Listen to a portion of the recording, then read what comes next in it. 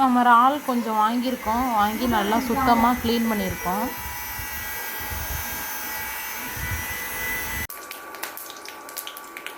கொஞ்சம் கருவேப்பிலை, நல்லா ஒரு 5-6 பல்லு பூண்டு தட்டிக்கணும்.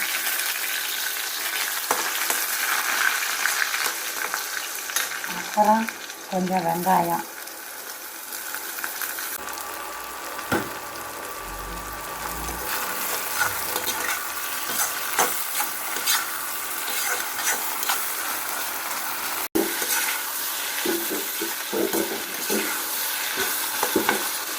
மஞ்சள்,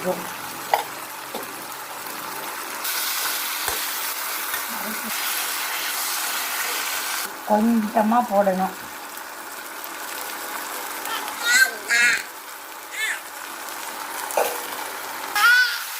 ஒரு 2 ஸ்பூன் மிளகாத்தூள் எல்லாம் சேர்ந்து அரைச்சது. கொஞ்சமாக